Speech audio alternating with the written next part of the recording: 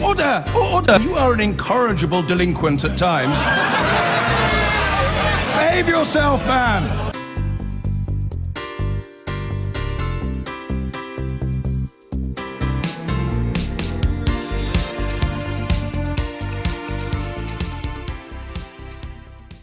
They live out their lives online. If you haven't photographed it and didn't Snapchat it, it didn't really happen. But all this is happening with no navigation and precious little protection, according to the Children's Commissioner for England, who says the internet just isn't designed for children, even though they use it all the time. Our social affairs editor, Jackie Long, has been talking to one teenager who's been badly bullied and asks if there's a way of keeping children safe. So much of our lives now lived online. Learning to navigate the internet is fundamental to young people as reading or writing. But too often the report says they're left to fend for themselves. 19-year-old Emily Davis knows what can happen when it all goes wrong. Bullied online for 4 years from the age of 11. It was really kind of broke me in a sense. You get very lonely, you feel like everyone's against you. It must have knocked your confidence. Completely. Shattered my confidence, 100%. Though the world is virtual, Emily says the dangers are very real and everyone should be taught how to live safely in it.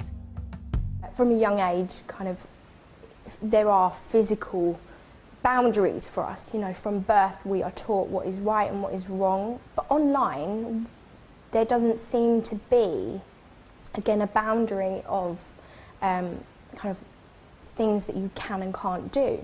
And I think it's hard for parents to police what young people do because they don't themselves understand quite the rules and regulations for online. But actually, what is illegal offline is also illegal online. And you know, things like harassment, it's still harassment whether it's online or offline. We know that a third of teenagers actually admit that they've sent a naked photograph in the past. We also know that a third have seen hateful language online.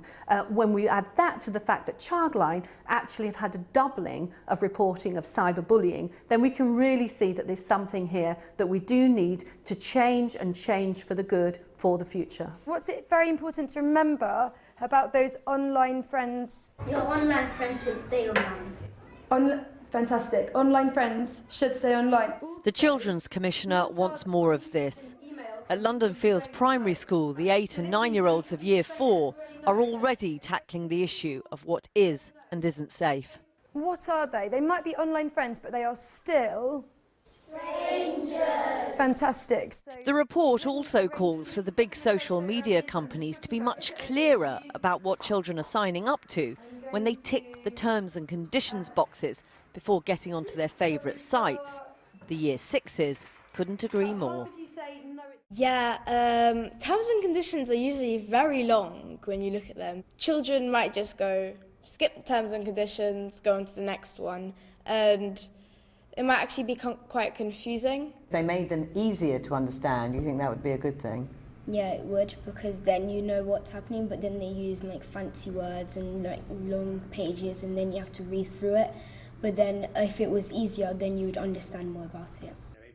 For some of the parents here, there's little faith in the social media companies taking more responsibility. They say it's down to parents and the schools, and it's a task that can only get tougher as their children get older. The real answer to it is the kind of education of the children with their parents, with their teachers. But do the social media companies not have any responsibility? Well, they have a responsibility, but I think they have a vested interest. All you can do is start those conversations early and try and have a really open environment at home so children feel that they can speak to you, because I don't think you can have the control. The scale of the challenge is enormous, helping children navigate their way round a world that is still relatively new for adults and changing all the time. Well, as we've just seen in Jackie's report, the internet can be used, of course, for shocking purposes. Last night, a vicious attack on a disabled man in Chicago was live streamed on Facebook. The video, which we're not going to show and which Facebook has now removed, showed the man cowering in a corner with his mouth taped shut as he's beaten. 4 teenagers, 2 men and 2 women, have been arrested.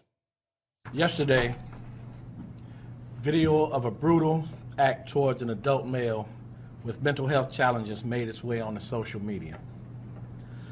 The images in the video put on display the brazenness of the offenders who assaulted the victim and then broadcast it for the entire world to see.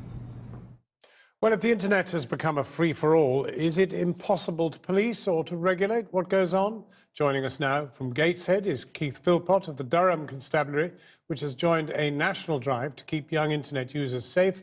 And here in the studio is Laura Scaife, a social media lawyer, and I believe that you started from a position of believing, frankly, regulation was never going to work on the internet, but you are now persuaded of a quite different view. Yes, well, that's very much the case. At representing corporate companies, I originally started from a position that it would be very difficult in light of matters such as freedom of expression to regulate something as vast and expansive as the internet. But the more that you actually think about it and where the internet comes from, actually being a government invention then given to the corporate world, I think regulation is entirely possible, because things like freedom of expression, while they're great rights and benefits to people, if you look at other things online that actually protect the monetization of these types of products, such as proprietary rights and anti-competitive laws to make sure that all tech providers, startups or huge companies can actually play in the market and develop products, you begin to see that if you want to have the benefit of those types of laws, you also have to look at things like privacy and freedom of expression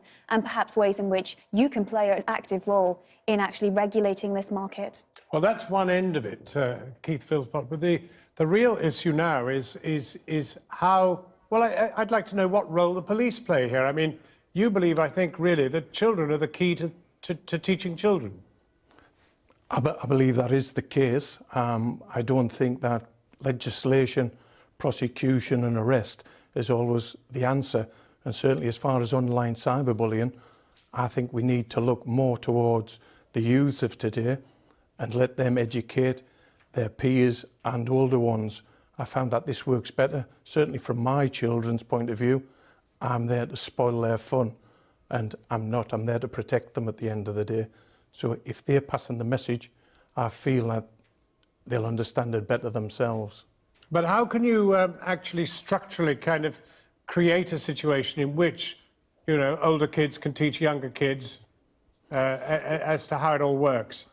Well, certainly at the moment, I'm just about to embark on a project throughout the Durham County in line with Durham Education Department, where I've got a number of schools on board that are taking on the project.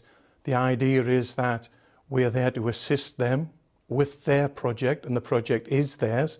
They develop that project in whichever department they like. It may be a poster, it may be a drama project. Whatever they want to do, we will support them with that. But the whole idea will be for them to then pass that on to their peers, their relatives, friends, neighbours, everybody else. Well, Laura, I mean, if you take, for example, this awful case we reported, it happened in Chicago, but I mean, where teenagers were involved in a really nasty live streaming. Who do you go after? Facebook for having allowed it to go out live? The kids, well, the police have moved against the kids, but is the corporation that you would be interested in as a lawyer the agent of the transmission? I think it does depend on who transmits it, much like with our defamation laws. There's responsibilities for who upload it and responsibilities for those who actually broadcast it. And I think sort of the days in which these social media sites can simply say that they're not perhaps, broadcasting news, for instance, maybe aren't the case anymore. As you've seen, even with news entities like Channel 4 itself, it has a responsibility in terms of editorial control. You can't just post what you want. So I think there needs to be some clarification and real thinking around where the responsibility lies for this. But isn't the genie out of the bottle? Isn't the thing anarchy out there? I mean, the scale. I mean, I know that for ourselves, for example, we get some 2 billion, this last year, 2 billion views of our Facebook page. I mean, I don't know, we're on a scale that nobody's ever known before. I'd probably say that in terms of scale, yes, the internet is a changer. But if you look at any great things like a regulated, say even the sea, at one time people thought that you couldn't regulate the sea, and yet we now have comprehensive regulation for the sea. I think what we need to do is to rethink how we regulate and look at a more principles-based approach, rather than trying to lay down prescriptive frameworks for every instance of online activity. Can I ask you, Keith Philpott, do you think your colleagues, I'm not talking about your specific colleagues, but if you talk across Britain, I mean, do you think really the police per se take cyberbullying serious enough? Or is there an educational job to be done across law enforcement as well? I believe, yes, we take it serious enough. We take everything serious. But I think there is a responsibility for everyone out there. Myself as an adult, myself as a parent, and as a police officer, we all have a responsibility. Keith Philpott, thank you very much in Durham Constabulary, and thank you very much indeed, Laura Scaife.